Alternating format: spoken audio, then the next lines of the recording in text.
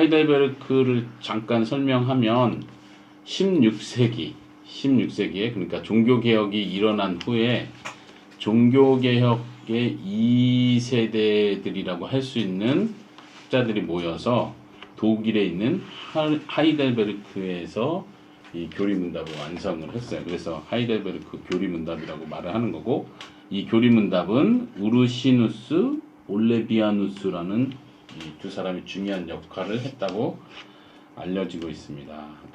자, 그러면 1문답, 아빠가 질문을 읽으면 여러분들이 대답을 한 목소리로 읽어주세요.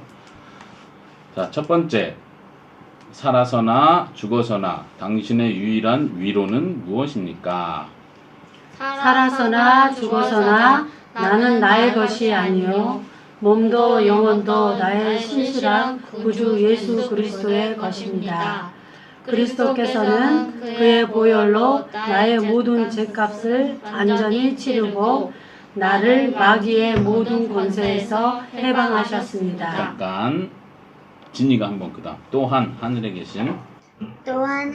계신 나의 아버지의 뜻이 아니면 머리털 하나도 땅에 떨어지지 않도록 나를 보호하시며 참으로 모든 것을 합력하여 나를 구원을 이루도록 하십니다. 그다음 은총이가 그러므로 그의 성신으로 그분은 나에게 영생을 확신시켜 주시고 이제부터는 마음을 다하여 즐거이 그리고 신속히 그를 위해 살도록 하십니다. 아멘. 아멘. 자, 거기 은총이가 금방 읽은 거에 보면 그의 성신으로 써 있죠. 성신. 보여요? 네. 성신, 이게 무슨 단어일까요? 성령을 가리키는 성신. 단어예요. 근데 지금 우리가 가지고 있는 이 책에서는 계속해서 성령님을 성신으로 번역을 할 거예요. 왜냐면 영이라는 개념 자체가 우리가 귀신 할 때 그걸 먼저 떠올리기 때문에 하나님을 가리킨다는 표현으로 이 책에서는 계속 성신으로 표현을 해요. 그러니까 이거 기억하시고 한번 질문과 대답을 다시 보겠습니다. 우리가 질문과 대답만 잘 이해하면 계속 넘어갈 수 있는 거예요. 자, 질문은 진입 보세요. 질문은 살아있을 때 혹은 죽어서도 우리의 유일한 위로는 무엇입니까? 위로가 무슨 단어죠? 이 단어 뭐예요? 진이야? 위로가 뭐예요? 위로 만약에 그치. 슬퍼하는 사람이 있으면 괜찮아 하고 위로해준다 하죠.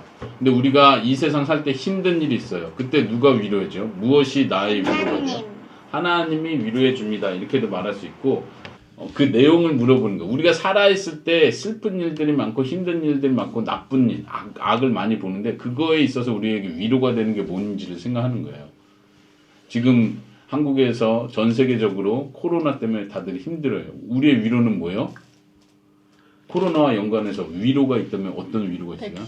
백신이 생긴다. 예를 들면 누가 어디서 백신을 개발해서 지금 나눠주고 있대.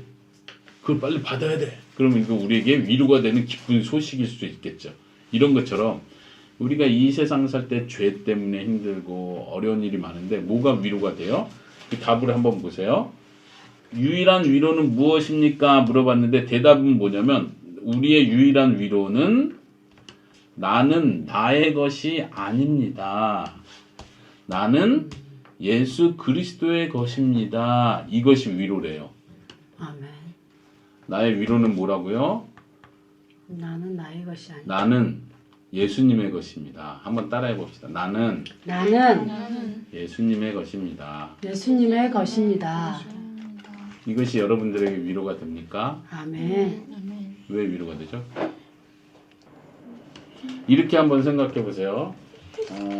우리 진이가 살기 막 여러 가지 힘든 일이 있어요. 학교에서도 힘들고 친구들 때문에도 힘들고 나쁜 친구 만나서 힘들고 먹을 게 없어서 힘든데 진이는 엄마의 딸이야. 그게 위로가 돼요? 아빠의 딸이야. 그게 위로가 돼요? 이 세상 살면서 힘들지만 그래도 엄마가 날 사랑하고 엄마가 날 도와주고 지켜주고 먹을 거 책임져주고 힘든 일이 있어도 엄마 아빠가 나를 보호해준다는 생각이 있으면 위로가 돼요? 안 돼요? 되죠. 되겠죠. 그 이야기를 하는 거예요. 우리가 잘 알아야 될 것은 이 세상 살면서 그리고 죽은 이후에 뭐가 보장돼 있어 우리는? 예수님이 우리를 데리고 예수님 하나님이 계신 곳에 함께 있겠다 약속해 줬어요. 그래서 그게 나한테 위로가 되는데 여기서 말하는 것처럼 우리가 살아있으나 죽어있으나 나는 내 것이 아니고 내 몸도 영혼도 신실하신 구주 예수 그리스도의 것입니다. 이게 우리의 가장 큰 위로다. 그리고 이제 그 뒤에는 쭉 그걸 설명하네요. 왜 예수님의 것이라는 것이 왜 우리한테 위로가 되는지를 설명하는 거예요. 그 보면 크게 세 단락이있죠. 첫 번째 단락을 에스더가 한번 다시 읽어볼까요? 왜 위로가 돼요? 그리스도께서는 읽어주세요. 그리스도께서는 그의 보혈로 나의 모든 죄값을 완전히 치르고 나를 마귀의 모든 권세에서 해방하셨습니다. 네, 그렇기 때문에 우리에게 위로가 된다는 거예요. 죄값을 치러줬어요. 이제 지옥에 가지 않아요. 마귀의 모든 힘으로부터 우리가 해방됐어요. 구원받은 거예요. 그래서 우리는 위로를 받는다는 거예요. 다른 게 위로가 아니라 이게 가장 큰 위로다. 아까 두 번째 건 진이가 읽었었는데 진이가 한 번 더 읽어주세요. 또 왜 위로가 되는지 또한 하늘에 계신 나의 아버지의 뜻이 아니면 머리털 하나도 땅에 떨어지지 않도록 보호하시며 참으로 모든 것이 합력하여 모든 나의 구원을 이루도록 하십니다. 네, 거기서 뭐라고 하냐면 그 앞에 하나님의 뜻이 아니면 하나님이 허락해야 되는 거예요. 우리에게 일어난 모든 문제들, 사건들, 일들이 머리 감다 보면 머리카락 떨어져요, 안 떨어져요? 떨어져요. 머리 감다 보면 머리카락 많이 떨어지죠.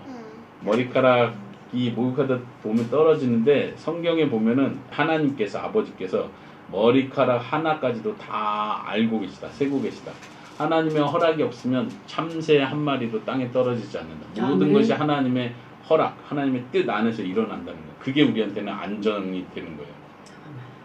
지금 아까 코로나 얘기했는데 세상 사람들이 코로나 때문에 무서워하는 이유가 뭐예요? 다른 게 아니라 걸릴까봐. 걸리면 어떡하지? 나도 이러다 걸리는 거 아니야? 바이러스가 보이지도 않는데 계속 두려움이 더 커지죠. 마스크도 해야 되고 사람 만나는 것도 조심해야 되는데 근데 그 두려움 심지어 코로나에 걸리는 것조차도 하나님의 뜻이 아니면 이루어지지 않는다. 일어나지 않는다. 모든 것이 하나님의 뜻 안에 있고 보호하심 아래 있다. 그러니까 우리가 막 돌아다녀도 된다는 얘기가 아니라 우리는 항상 조심해야 되죠. 그러나 너무 막 걱정하고 불안해하고 두려워할 필요는 없다. 그런 뜻입니다. 그리고 그 아래 보니까 진이가 읽었던데 참으로 모든 것이 합력하여 나의 구원을 이루도록 하십니다. 안 좋은 일이든 좋은 일이든 모든 일들이 다 하나님의 뜻 안에서 모든 것이 합력해서 구원을 이룬대요. 은총이가 읽었던 부분 한 번 더 읽어주겠어요? 은총이. 그러므로 그의 성신으로 그분은 나에게 영생을 확신시켜 주시고 이제부터는 마음을 다하여 즐거이 그리고 신속히 그를 위해 살도록 하십니다. 네. 성령님을 통해서 우리가 구원받은 것, 영원한 생명을 받은 것을 확신할 수 있어요. 그게 기쁨이 되는 거예요. 그리고 또 하나는 이제부터는 하나님을 위해서, 예수님을 위해서 살도록 성령님이 계속 우리를 도와주신다는 거예요. 우리 마음에 새로운 마음을 주신다는 거죠. 자, 다시 한번 질문을 보세요. 1번에 살아서나 죽어서나 당신의 유일한 위로는 무엇입니까? 뭐예요? 한마디로 하면 나는 그리스도의 것입니다. 이것이 여러분들에게 우리 모두에게 위로가 되길 바랍니다. 아멘. 그러면 두 번째 질문과 대답으로 넘어가겠습니다. 보세요. 이러한 위로 가운데 복된 인생으로 살고 죽기 위해서 당신은 무엇을 알아야 합니까? 자, 다음에 세 부분을 알아야 합니다. 첫째, 나의 죄와 비참함이 얼마나 큰가. 둘째, 나의 모든 죄와 비참함으로부터 어떻게 구원을 받는가. 셋째, 이러한 구원을 주신 하나님께 어떻게 감사를 드려야 하는가를 알아야 합니다. 네, 세 가지를 알아야 한대. 뭘 알아요? 지금 위로가 무엇인지를 얘기했는데 그 위로 가운데 살기 위해서 무엇을 알아야 합니까? 근데 세 가지를 알아야 돼요. 첫 번째는 죄와 그 죄의 비참함을 알아야 되고, 두 번째는 그 죄와 비참함에서 어떻게 구원받는가, 구원받는 방법을 알아야 되고, 세 번째는 그 구원을 주신 하나님께 어떻게 감사하면서 살아야 하는가를 알아야 한대요. 이 세 가지. 좀 어려운 것 같지만 이 세 가지는 지금 우리가 배우는 하이델베르그 교리문답의 전체 핵심이에요.